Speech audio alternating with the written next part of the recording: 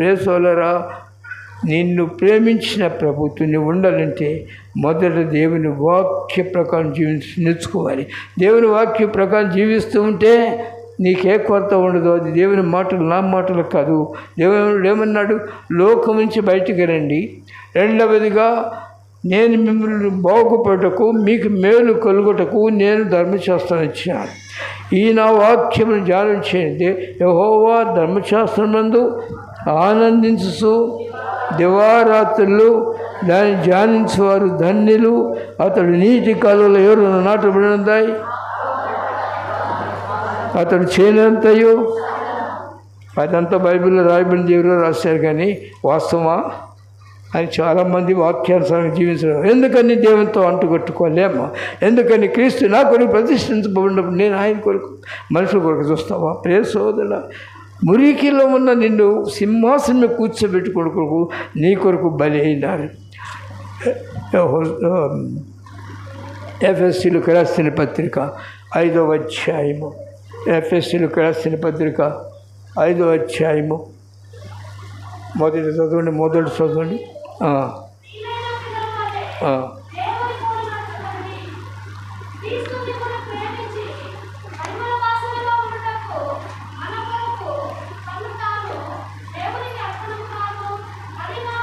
చూడండి, ఆ వాక్యము మీరు అర్థం చేసుకోగలిగితే, ఆయన మనల్ని ప్రేమించి ప్రియులైన పిల్లలుగా ఉండాలని కోరుకున్నాడు. అంటే ఆయన ఇష్టము నెరవేర్చేవారిగా, ఆయనకి ఇష్టమైన బిడ్డగా ఉండాలని కోరుకున్నాడు.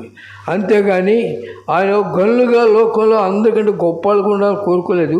అయితే ఆయనకి ప్రియంగా, ఇష్టంగా ఉంటే అందరికంటే గొప్పవాడిని చేస్తాడు. నన్ను గణపరచువాన్ని నేను గణపరుస్తాను, నన్ను తృణీకరించేవారు తృణీకరింపబడతారు. వాక్యం తెలిసి నీకు కనుక ప్రియ సోదరుడా, నీ కొరకు ఆయన తను తాను అప్పగించుకున్నాడు. అక్కడ ఉన్నాడు, ప్రతిష్ఠించుకున్నాడు. ఎక్కడ ఉన్నాడు? తను తాను అప్పగించుకుని అంటే ప్రాణం పెట్టేసినాడు. పెట్టిన తర్వాత కిందగా చూసినట్లయితే ప్రియ సోదరుడా, అక్కడే ఎఫెసీయులకు రాసిన పత్రికలోనే సత్యమందు మనం ప్రతిష్ఠ చేయబడి కొరకు తను తాను అక్కడే 5వ అధ్యాయం మొదలు, కావున మీరు ప్రియులైన పిల్లల వలె ఎవరిని పోలి నడుచుకోవాలి? దేవుడు ఎక్కడున్నాడు? నువ్వు ఎవరైతే దేవుని సన్నిధిలో దివారాత్రులు కనిపెట్టి ప్రార్థన చేస్తూ ఉంటారో వారి ప్రక్కన ఆయన ఉంటాడు, వారితో మాట్లాడుతూ ఉంటారు. వారి ప్రార్థన అంటే గంటలు చేయటం కాదు. నాకు చిన్నప్పుడు చూశాను. అయితే పెద్దవాళ్ళు చెప్పినప్పుడు, అయ్యగారు చెప్పినప్పుడు విన్నాను. ప్రార్థన మొదలు పెడితే తెల్లవారులు ప్రార్థన చేసేవాడు. రాత్రి అంతా ఆయన పనికి వెళ్ళబోయేవారు ప్రార్థన చేసి ముగించి వెళ్ళేవాడట. ఎవరికి సమయం లేదు కనుక ఆయన అయ్యగారు ఏం చెప్పంటే, అయ్యా మేమందరం ప్రార్థన చేసినాక నువ్వు మొదలుపెట్టాను. మొదలుపెట్టి అయిపోయే పని టయానికి వెళ్ళేవాడట. ఇది ప్రార్థన కాదు. నువ్వు గంట సేపు దీర్ఘంగా ప్రార్థన చేయటము దొంగేడుపు లేవటం కాదు ప్రార్థన.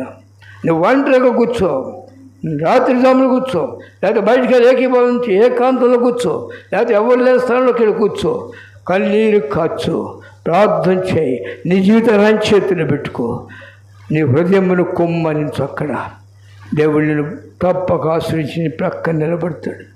నిన్ను కడిగి నిన్ను పవిత్ర నేనే నా చిత్తానుసారముగా నీ పాపముని అతిక్రమలు తుడిచివేయను. అంతేనా? అది కాదు కావాల్సింది. బాప్తిసం పొందానండి, పరలోకి వెళ్తాము. ఇదా ఉదయాన్నే నాకు కబురు వచ్చింది. కబురు వస్తే వాళ్ళ అబ్బాయితో మాట్లాడుతున్నాం. ఏంటంటే, మా నాన్నగారు చనిపోయారండి, మీరు సమయం చూసుకురండి అన్నాడు. మీ నాన్నగారు ఎప్పుడైనా ప్రార్థనకు వెళ్తాడండి, ప్రార్థనలో కూర్చుంటాడండి. బాప్తిసం కూడా తీసుకున్నాడండి. ఏమైనా తీసుకున్నాడంట? బాప్తిసం అటైతే పరలోకంలో పోయినట్టే కదా, పోయినట్టేనా? అదేంటి? కొడుకే నమ్మకం ఉందిగా, నా తండ్రి బాప్తిసం పరలోకంలో పోతాడు. గుడ్డిగా నమ్మవద్దు. నా ఆశ్రయ ఒకటే, దేవుడిని పిలిచిన తర్వాత నీ కొరకు ఆయన ప్రతిష్ఠించుకున్నప్పుడు నీవు ఆయన కొరకు ప్రతిష్ఠించుకోవాలి. నీ కొరకు ఆయన ప్రాణం పెట్టాడు, నువ్వు ప్రాణం పెడతానికి సిద్ధంగా ఉండాలి. 12 మంది శిష్యులు కూర్చోబెట్టుకుని మాట్లాడినప్పుడు ఎక్కడ కొండ మీద కూర్చున్నాడు, మాట్లాడుతున్నాడు. ఆత్మవిశ్వమై దీనులైన వారు ధన్యులు, పరలోక రాజ్యం. ఎందుకు చెప్పాల్సి వచ్చింది? నీవు ఇలాంటి వ్యక్తివి, కోపిష్టివి, అబద్ధికుడు, బెంకంలాడే వ్యక్తివి. నేనేమో నిన్ను ఉప్పు సారం కలిగిన వ్యక్తిగా అనేకులు దీవెనకరంగా నేను చేయాలనుకున్నాను, కానీ ఉప్పు సారం పోగొట్టుకుని మనుషులు తొక్కుటకు కూడా పనికిరాని వ్యక్తివి. ఇలాంటి వ్యక్తివి నువ్వు నీ జీవితాన్ని సెట్ చేసుకో. ఎప్పుడైతే నువ్వు ఆత్మ బాప్తిసం తీసుకుంటావు అప్పుడు మేలు. ఎప్పుడు ఏ బాప్తిసం తీసుకోవాలి? ఆత్మ బాప్తిసం తీసుకున్నా శరీర బాప్తిసం తీసుకోవాలి. తీసుకోకపోతే వాడి పరలోకం పోడా? దొంగ పోయాడా? పోలేదా? దొంగ పోయాడా? శిలువ మీద దొంగ పోయాడా? పోలేదా? పోలేదని వాడు ఎవరైనా చెబుతారా? మరి వాడికి రక్షణ ఎక్కడి నుంచి వచ్చింది? ఆ నీళ్ళలో మునగలేదు కదా, రక్షణ ఎక్కడి నుంచి వచ్చింది? ఆత్మ బాప్తిసం తీసుకున్న తర్వాత శరీర బాప్తిసం తీసుకో. శరీర బాప్తిసం తీసుకున్నప్పుడు గర్విష్ఠుడు అవుతావు కనుక నేను బాప్తిసం తీసుకున్నానండి, బల్లారిలో పాల్గొంటాను, పరలోకంలో తిన్నగిళ్ళ కూర్చుంటాను. ఎక్కడంట? పరలోకి తిన్నగి వెళ్తాడు. ఎటు వెళ్ళాలి? ఏ మార్గం వెళ్ళాలి? యేసుక్రీస్తు వారి స్వభావం కలిగి ఆయన మార్గంలో వెళ్తేనే పరలోకం ఉంటాడు. నా మాట కాదు ఇది, ఆయన మాట. ఏం చెప్పాడు? నేనే మార్గమును సత్యమును జీవమును, నా ద్వారా తప్ప ఎవడను పరలోకంలో ప్రవేశింపడు. ఆయన ద్వారా అంటే ఆయన స్వభావం. క్రీస్తు మనస్సు కలిగి సాత్యాలను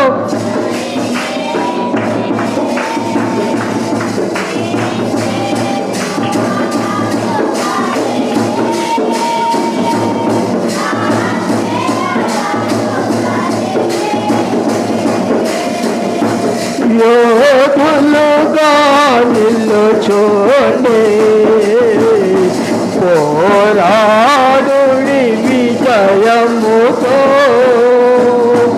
యోధులుగా నిలుచోండి, పోరాడుడి విజయముతో. విశ్వాస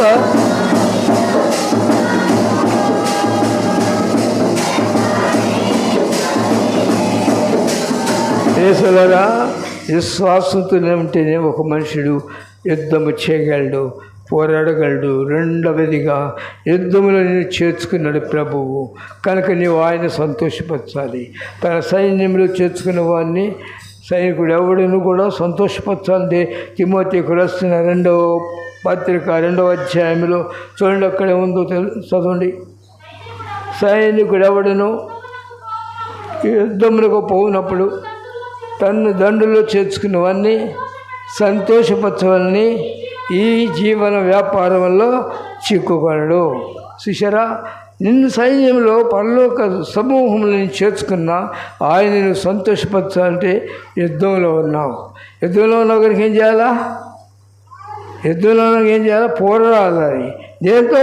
శత్రువుతో పోరాడాలి, శరీరంతో పోరాడాలి, ఇంట్లో వాళ్ళతో పోరాడాలి. ఒకవేళ అందరూ విడిచిపెట్టారనుకోండి, అన్నదమ్ములు వీళ్ళందరూ విడిచిపెట్టామండి, మేమండి అన్నదమ్ములు కనుక మేమంతా కలిసి ఉంటామండి. తాగుపోతాడు, వ్యభిచారులు, ప్రార్థన పడు, అందరూ కలుగుతారా? ఇది ఎక్కడండి? అన్ని అవయవాలు కలుస్తాయా? ఎక్కడ కలుషితం ఉన్నదా? నాకు తెలియక బుద్ధి లేని క్రైస్తవులు, బుద్ధి లేని విశ్వాసులు విగ్రహాలతో వ్యభిచారులతో కలిసిపోతాడా మనుషుడు? క్రైస్తవుడు క్రీస్తు ఉండాలి, గుర్తుపెట్టుకోండి. కనుకనే అన్నిటితో కలిసిపోతామండి. అన్నిటితో కలిసిపోతే ఎక్కడ పోతామండి? చదువుతాలి మళ్ళీ చదువు. సైనికుడు ఎవడను యుద్ధములకు పోయినప్పుడు ఎవరిని సంతోషపరచాలి? నీ కొరకు ప్రతిష్ఠించుకున్నారే, నీ కొరకు సమస్యను త్యాగం చేసినారే, నీ కొరకు ప్రాణం పెట్టి రక్తం చిందించినారే, ఆయనను సంతోషపరచాలి. ఆయనను సంతోషపరచాలంటే యుద్ధము ఎక్కడ? ఆత్మశరీరం. ఆత్మ. నేను చాలా విషయాలు చూస్తున్నప్పుడు, కొన్ని విషయాలు వింటున్నప్పుడు నా హృదయంలో చాలా భారము.